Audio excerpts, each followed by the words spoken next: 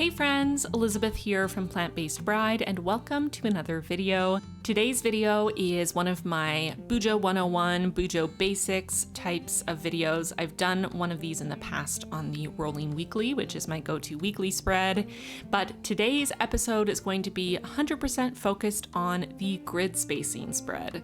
This is a spread I get a lot of questions about, and no matter how many times I try to give explanations, whether it be in a reply to a comment on one of my videos or in an Instagram post, I continue to get more questions and people wanting me to go into even more detail. So I thought this was a good candidate for its own video so I can explain to you how I set up the spread and what I use it for. So hopefully by the end of this video, no one will have any questions about the purpose of a grid spacing spread or how to use it. So this is the grid spacing spread I set up in my 2020 BuJo setup. So this is in my current bullet journal, and these dimensions are reflective of my specific notebook, which is an Archer and Olive B5 size notebook. A5 size notebooks are a lot more typical for most people who bullet journal, so your dimensions are almost guaranteed to be different from mine. But it's fine, you don't have to worry about that, because the whole point of a grid spacing spread, its entire purpose in life, is to help you to keep track of the dimensions of your specific notebook, as well as the most common divisions you tend to make when setting up spreads in your notebook. The first step I like to take when setting up a grid spacing spread is to write vertically along the edge of the page, numbering every space within the dot grid of my notebook. So starting in the first little grid space in the top left corner, and then working my way down to the bottom-most space in the grid in the bottom left-hand corner, I will write out how many spaces there actually are vertically in my notebook. So in my notebook, there happen to be 46 spaces. There will probably be fewer in yours, especially if you have an A5 size notebook, there definitely will be. This will also be dependent on the size of your grid. Your average dot grid is going to be a 5mm dot grid, but not all dot grids are the exact same size, so this will also shift your dimensions and how many spaces you actually end up having in your notebook. Once I have my spaces numbered vertically, I want to number my spaces horizontally.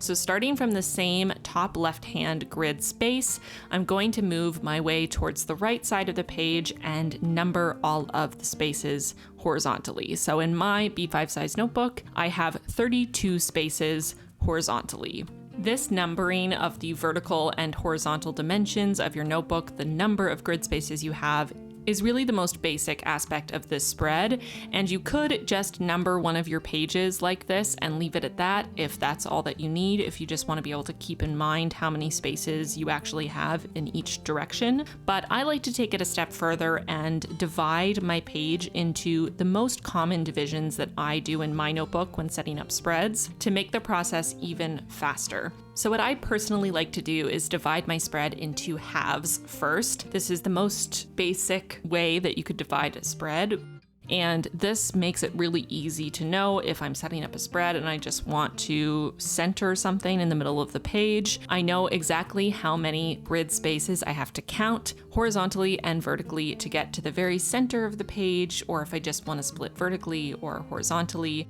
So for example, in my notebook, I have to count 16 grid spaces horizontally to get to the center of my page, and I need to count 23 grid spaces vertically to get to the center of my page. This is something that I use every single time I'm setting up a spread, even if I don't actually have to divide the spread at all. I almost always want to know where the center of the spread is, whether it's for a header or if I'm doing some sort of artwork and I want to know where the center of the page is.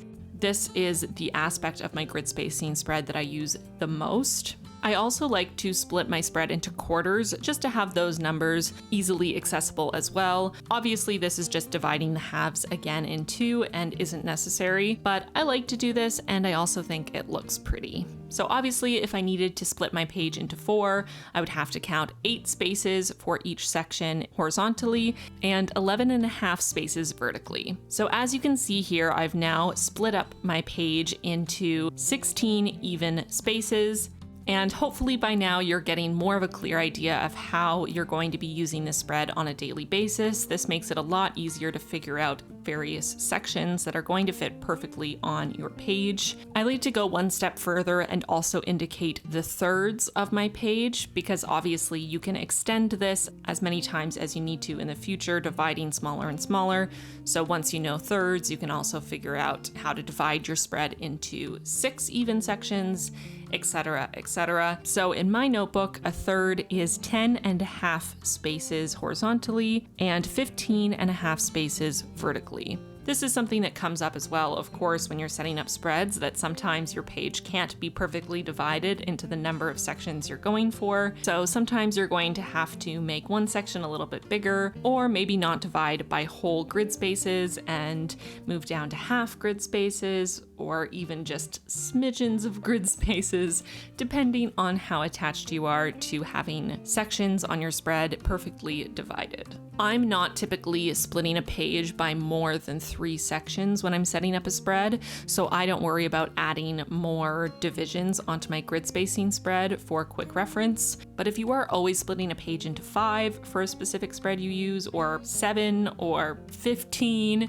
whatever it may be, then feel free to add those dimensions into your grid spacing spread.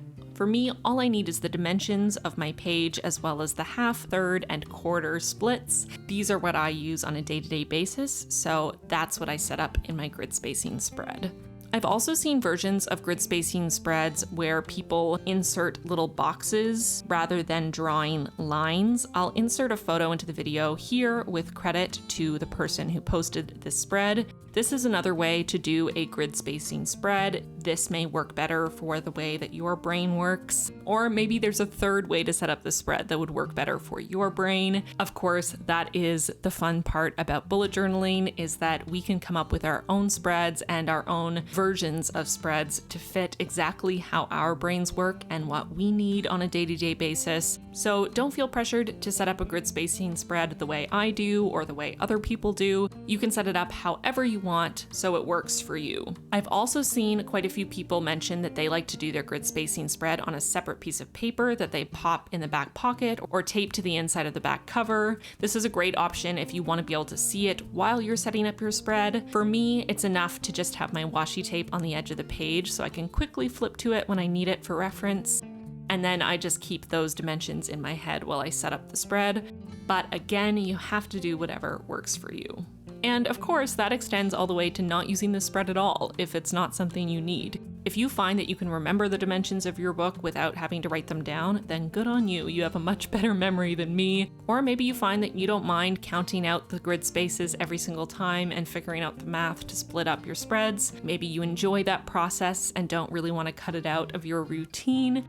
That is totally fine. Again, we are all so individual and we all do whatever we want. So that is my in-depth explanation of the grid spacing spread, what it's for, how I use it, and how I set up mine in my own bullet journal. I hope this video answered all of your questions about the grid spacing spread. If there's anything I missed, or if there's anything you're still confused about, please feel free to leave your question in the comments down below and I'll be sure to get to it. I would also love to know if there are any other aspects of the bullet journaling system or any specific spreads that you would like similarly detailed videos on. I do want to continue moving forward with this BuJo Basics, BuJo 101 sort of series, focusing in on some of these more detailed or practical aspects of bullet journaling that I might not cover in every single Plan With Me video. I want to take a quick moment to thank my patrons for their support.